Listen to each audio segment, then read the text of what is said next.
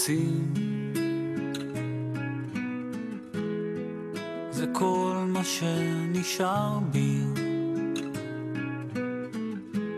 הפרחים שאת נתת לי קמלו בינתיים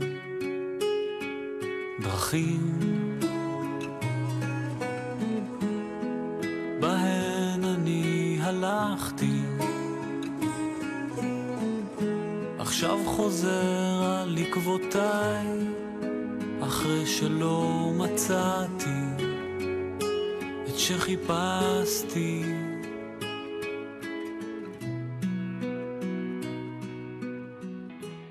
דור הצטיין בחטיבת הביניים המעיין, כמו שאתם רואים הוא קיבל את המגן הצטיינות, כמו כן הוא הצטיין בעמית עמל, ולצערנו את התעודה של היסודי לא מצאנו, אבל הוא גם שם הצטיין.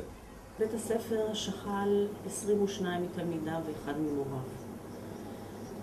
השנה כל כך קיוויתי שלא התווסף אף אחד לרשימה, ולצערי שמו של דור התווסף לרשימת הנופלים. בכל יום זיכרון מגיעים לבית הספר בוגרים רבים עם מדים, וכל פעם מחדש זה מחמם את ליבי לראות אותם. אני חושבת שכאן במשפחת תעמית עושה מאמצים רבים כדי לזכור ולהנציח את הנופלים שלו. יחד עם ההורים ככה חשבנו איך אפשר להנציח את דור בבית הספר, להנציח את כל נושא המצוינות שהיו ב-DNA שלו. והחלטנו להקים ספרייה חדשה, ספרייה שתיקרא על שמו. ובספרייה עצמה אנחנו ננסה לעשות כל מיני דברים שיביאו לידי ביטוי את המצוינות של דור. דור נרשם למדעי המחשב לאוניברסיטת תל אביב, לטכניון ולאוניברסיטת באר שבע. אמרו לו שהוא יתקבל, משהו בסביבות אוקטובר, ולפני זה, ואז הסתובב לו איזשהו סוויץ', כנראה לחץ חברתי של החברים שלו. הוא חשב, איך אני אמשיך בעתודה? אני לא אהיה בצבא, החברים שלי מגיעים בסופי שבוע ויספרו את החוויות על הטירונות ועל כל זה. אז הוא החליט, הוא אומר לי, אבא, אני לא רוצה עתודה, אני רוצה ללכת לקרבי. גם בקרבי אני יכול לתרום הרבה יותר. אנחנו לא לחצנו ולא הפעלנו עליו לחץ, אמרתי לו, אתה ילד גדול, אתה כבר בן 18 פלוס, תחליט מה שאתה רוצה ותעשה. לא חשבתי שאני אצטרך לדבר על דור בלשון עבר, אבל זה קורה וזה כבר לא פעם ראשונה שאני מספרת עליו, ואנשים בדרך כלל שומעים אולי וחושבים, נכון שמי שכבר לא איתנו תמיד אומרים עליו דברים רק טובים. אבל מה שקשור לדור זה באמת ככה, אני הייתי מחנכת שלו 3 שנים, ומורה למתמטיקה 5 יחידות, 3 שנים. וכמה שאני מנסה להיזכר, אני אפילו בשביל הסרט הזה חשבתי אולי אני אזכר במשהו כזה מצחיק, משהו כזה שהוא עשה איזושהי פשלה, או לא הצליח במשהו, אני לא יכולה למצוא שום דבר, באמת, באמת. ילד היה פשוט מושלם. כולם רצו להיות בסביבה שלו, כל התלמידים, רבו על מקומות ישיבה לידו, מכמה סיבות, שפשוט היה באמת כיף לשבת איתו, היה כיף להיות איתו, וגם מסיבות לימודיות שאולי אפשר להעתיק או אפשר לשאול שאלות, והוא תמיד, אף פעם לא שמעתי אותו כועס, צועק על מישהו ואומר, לא, אני לא יכול לעזור לך, עזוב אותי. המילה לא, בן אדם הזה לא ידע, הוא עזר לכולם. הוא היה זה שכאילו לפני מבחנים, תמיד הטלפון שלו לא מפסיק צלצל, אף אחד לא נותן לו בכלל ללמוד. עוזר לכולם, עונה על שאלות, לא משנה אם זה ב-2 בצהריים או ב-2 בלילה.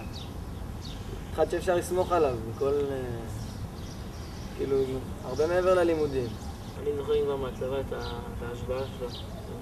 לקחנו את האוטו, נסענו, אני זוכר את המבט שהיה לו בעיניים ברגע שהגענו, נכנסנו שם עד שמצאנו חניה, עד שזה, פתאום רואים אותו מרחוק, באנו אני ברק ואביב, קצת ברע בצבא, והוא כולו שמח. דברים שמזכירים לי את דור מאוד, זה אמריקן פאי, לפני הצבא ראינו כל הזמן, השלמנו סרטים עד הגיוס, לא היה כל כך מה לעשות, אז כל פעם שאני רואה את הסרט זה גם מזכיר לי אותו, וגם שאני הולך למשפחה לבקר, אני לא יודע, יש להם שם גם דיבור דומה לכל המשפחה וגם ישיבה כזאת שמאוד, כאילו הם לימדו אחד את השני.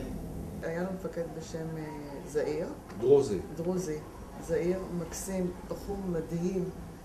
והוא סיפר לי שיש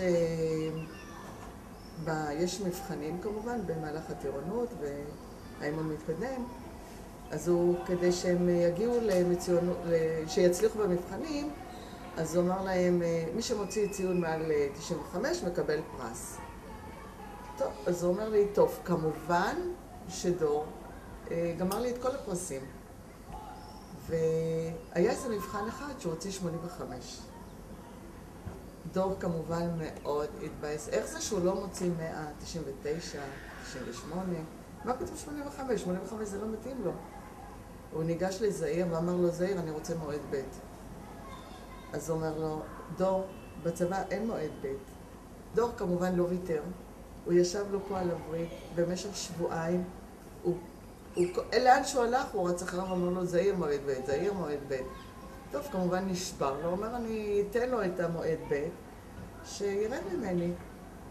אז הוא הכניס אותו לכיתה, והוא אומר לו, הנה המבחן, אתה תעשה את המבחן. דור עשה את המבחן, הוא כמובן הוציא 100, וזעיר אומר לו, תקשיב דור, אמנם הוצאת 100, אבל הציון הראשון זה מה שקובע. אז הוא אומר לו, אין לי בעיה, העיקר שהוצאתי 100. זה דור שלי, שהשאיפות שלו למצוינות היה מאוד חזק. לא ויתר לעצמו. הלכתי למפקד, הוא אומר לי, תקשיב, יש לך איזה שיחת טלפון שאתה צריך לקבל. טוב, הוא מביא לי את הפלאפון שלו, מתקשר לאיזה מספר, אני מסתכל, אני רואה שהמספר הזה מוכר, זה מספר של אחת הידידות שלנו. אני את הטלפון, היא מתקשרת אליי, כאילו, היא כולה בוכה, ואומרת לי שדור נהרג. לא עיכלתי את העניין, לא כל כך האמנתי שזה מה שקרה. כאילו ניתקתי את השיחה, אמרתי, טוב, אני לא האמנתי, ממש כאילו לא האמנתי. אני מאוד עצוב, אני זוכר, בעדתי בהכל, בכיתי. באותו יום כבר אני זוכר, אפילו שזה היה שבת, יצאתי, כבר בתוך השבת עצמה יצאתי הביתה. וזהו, בכלל כל האווירה בסופה שזו הייתה מאוד קשה.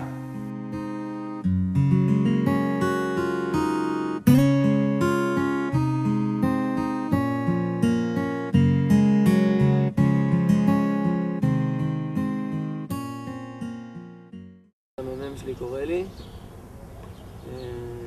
כאילו אומר לי, חכה פה רגע, שואל אותי אם כבר דיברתי עם ההורים שלי היום. אמרתי לו, לא, למה, מה קרה? והוא אומר לי, תשמע, אני לא יודע את הפרטים. המ"פ יגיע עוד כמה דקות ויסביר. בעצם אולי 10 דקות הכי קשות בחיים שלי, של כזה חוסר ודאות. אתה יושב שם ומחכה בעצם, אתה לא יודע מה. מתחילות לרוץ לך התמונות בראש, ואז המ"פ מגיע ושואל אותי אם אני מכיר דור שם. היום הנוראי הזה, אני לא אשכח אותו אף פעם, לא אשכח אותו בחיים. זה היה יום מיוחד, חלוקת תעודות בגרות, והיה מאוד מרגש, זה היה ביום שישי. כולם באו במדים, כולם באו כאלו נרגשים, כולנו נפגשנו, כאילו מסיבת סיום ככה, הייתה הרגשה של מסיבת סיום. נשארו לי כמה תעודות ביד, ואני אמרתי, אתם רוצים לקחת? אולי להעביר את זה, וגם תעודה של דור הייתה אצלי, להעביר את זה לדור, אז אמרו לי, לא, לא, לא, דור רוצה לבוא לבד. וזה כבר לא קרה. באותו יום שישי הנורא הוא היה צריך לבצע שמירה בעמדה של הבסיס, בבונקר, וברגע האחרון החליפו לו את העמדה, מהעמדה לסיור על קו המערכת.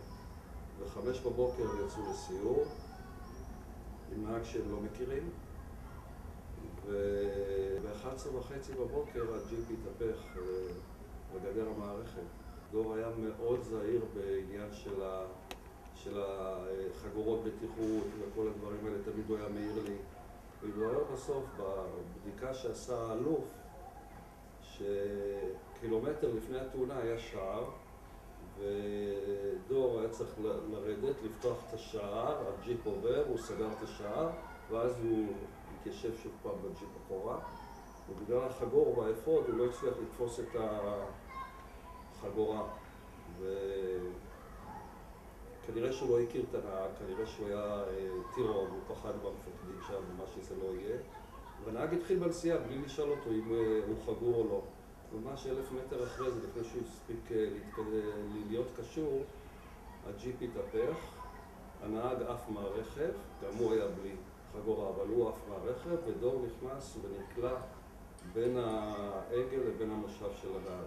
וזהו, הוא נכנס במקום. יומיים לפני התאונה, דור התקשר אליי, בזה טלפון, הוא אומר לי, תשמע אבא, הודיעו לי שאחרי הקו שאנחנו עושים יש טקס סיום של קורס מתקדם, והודיעו לי כנראה שאני הולך לקורס מפקדים.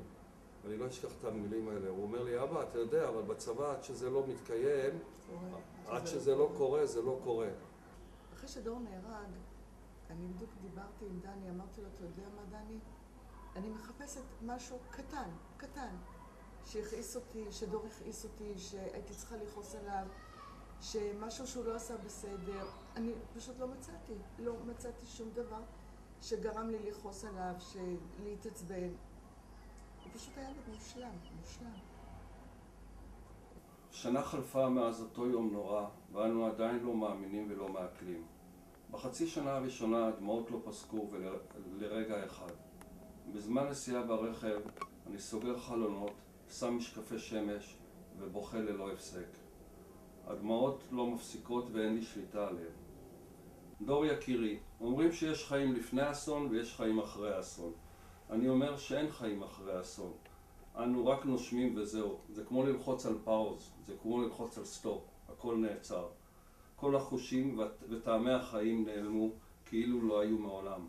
לאוכל אין טעם, המאור בעיניים קבע, הידיים רועדות ללא שליטה, אנשים מדברים אליי ואני לא שומע. לבושם, לפרח אין ריח. לא חלף יום, שעה, דקה, בלי שלהתגעגע אליך.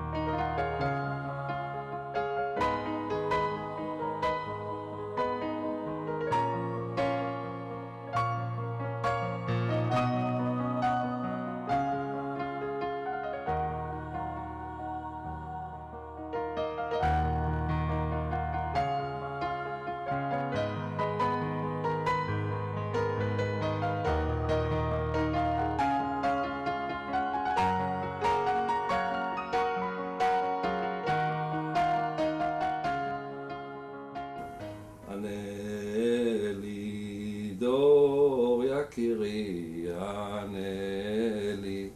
ענה לי נשמת אפי, ענה לי רוחי ונשמתי, ענה לי דור מאור עיניי, ענה לי מרכז חיי.